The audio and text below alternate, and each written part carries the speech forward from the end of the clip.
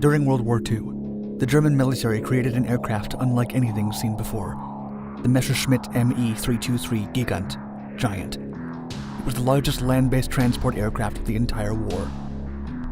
The impressive cargo carrier boasted 6 engines with counter-rotating propellers and a wingspan of over 180 feet. It could airlift 130 troops, or over 25,000 pounds of payload, including tanks. The Me 323 primarily served the Deutsches Afrika Korps and the German Eastern Front, until each and every last one of them fell to enemy fire.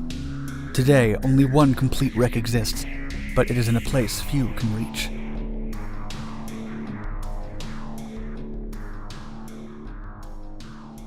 Operation Sea Lion. While preparing for the proposed invasion of the United Kingdom, codenamed Operation Sea Lion, German military planners believed that they needed a large assault glider to ferry troops and supplies across the English Channel. Although the existing German DFS-230 glider had been useful for the Battle of Fort Even-Emael in Belgium, it was considered too light and small to play a role in the desired attack on the British Isles. The design could only accommodate 2,600 pounds of cargo. To launch the invasion from France across the English Channel, the Third Reich needed aircraft that could carry vehicles and heavy equipment onto the British coast. Due to the extensive damage that the German Navy received during the invasion of Norway and the loss of aircraft during the Battle of Britain, Operation Sea Lion was postponed in September of 1940. However, the Germans were almost entirely settled on invading the Soviet Union by then, with plans for Operation Barbarossa being drawn. Therefore, the need for heavy transport aircraft remained. Prototypes. On October 18th, the German military ordered the Junkers and Messerschmitt companies to submit their respective proposals for an enormous transport glider within 14 days. Aside from the transport role, the aircraft also needed to be assault-ready. The Germans expected this new vehicle to be able to carry 88mm guns and their half-tractor or a Panzerkampfwagen 4 medium tank. Junkers created the Ju-322 Mammut, which was developed all the way to the prototype phase. That aircraft project was cancelled because it was made entirely of wood and used high-grade timber that was difficult to obtain. The prototype had a single flight, where it underperformed and revealed it was too unstable. Messerschmitt proposed a more capable aircraft that designers initially designated Me-261W. During development, it was eventually renamed the Messerschmitt Me-321. The massive glider would be used for transport in Africa and along the Eastern Front, but it would never be used as an assault craft. 200 airframes were built, but the unpowered design proved insanely impractical. To fly, the Me-321 had to be towed by 3 Bf-110 twin-engine fighters, and even then, still needed to be assisted by rocket boosters for takeoff. The flight configuration was incredibly dangerous, and resulted in the worst aviation disaster in history at the time. The Me-323. The design patterns for the Me-323 were rooted in its predecessor glider, the Me-321. One of the recognizable features that carried over was the installation of 6 engines, based on the experience of the Bf-110 low planes. 3 of these went under each wing. An important decision during the development of the plane was the focus on limiting dependency on the strained German military industry. Since German factories were already busy with piling engine orders for bombers and fighters, the engines for the Me-323 were sourced from France.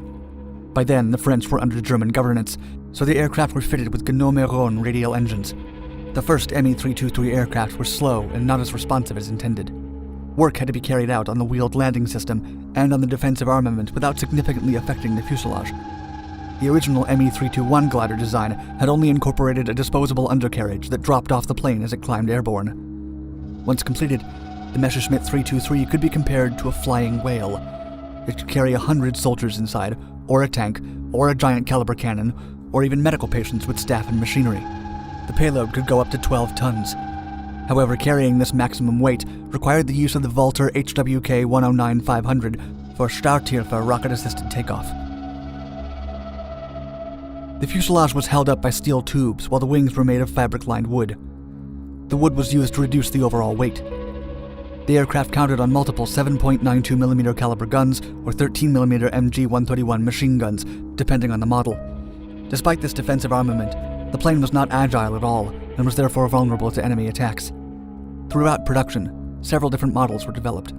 After the initial Me-323D1, an E1 version was introduced with 2 HDL-151 turrets with powerful 20mm cannons on the upper wing surfaces. Subsequent designs saw improvements to aerodynamics and a change to Junkers Jumo 21-1R engines. No official production count for the Me-323s exists, with sources contradicting each other, mostly because several Me-321 gliders were refitted into powered Me-323s. Estimates range from around 198 to 210 aircraft. The most astonishing fact, however, is that none of these planes survived World War II. The Deutsches Afrikakorps. The Messerschmitt 321 and now the Me-323 gave Germany the feeling that they could command the skies forever. While this was not true, the largest land-based transport aircraft ever made did provide them with exceptional service during the war. The two main fronts where it was used were the Soviet Union and Tunisia. The battlefront in North Africa seemed ever-changing, with Axis forces and Commonwealth armies constantly flipping in victories. The German supply lines went from Italy to Malta and ended in Tunisia. This route was particularly challenging because Malta was still a British colony and served as a takeoff point for attacks on German air or water convoys. In response, the Luftwaffe regularly bombed Malta, but the resilient territory never fell to Germany. As Germany's efforts in North Africa began to fall apart, Me-323s were sent in swarms with manpower and munitions from Sicily. Their introduction to the Tunisian campaign started in September of 1942, and their role in the Mediterranean theater followed in November. The Deutsches Afrikakorps came to rely on the equipment delivered by the Me-323s since Axis ships kept falling to Allied attacks.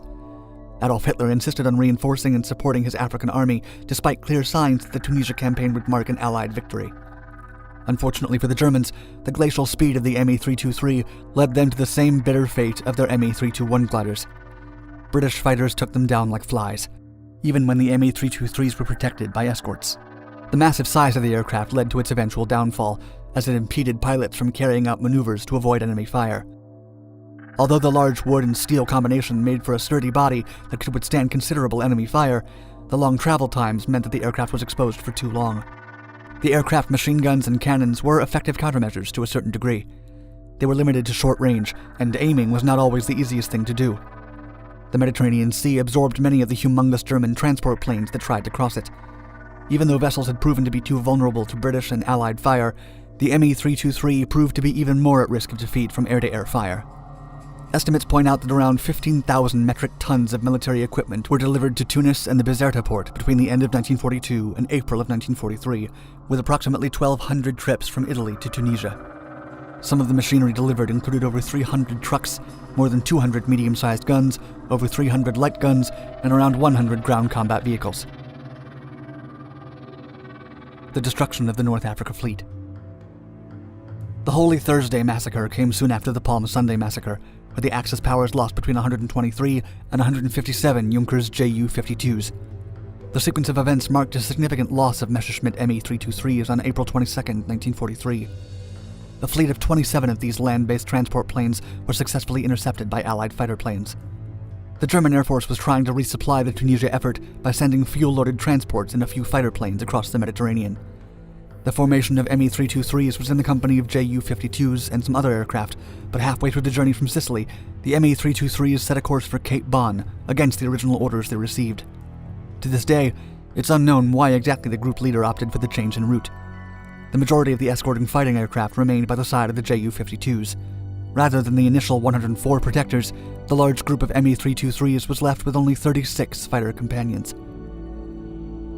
Despite those 36 protectors, the choice to separate from the Central Air Convoy made the transport planes easy targets. When they learned of the incoming enemy, the South African Air Force sent 38 P-40 Warhawk fighters along with the Spitfire squadron. Some British and Polish Spitfires also joined the chase. The opposing aircraft met over the Gulf of Tunis, and the Allied fighters almost wholly obliterated the German transport aircraft. 22 Messerschmitt Me-323s fell into the Mediterranean Sea. Most of the Me-232 fleet on that front was gone in a matter of hours. These losses were even more significant when paired with the constant downing of Me-323s. Ultimately, the Luftwaffe withdrew the Messerschmitt Me-323 aircraft from the North African front and redirected them towards the Soviet Union.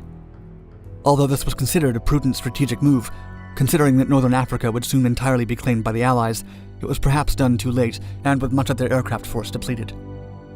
By the end of the war, not a single one of these planes survived.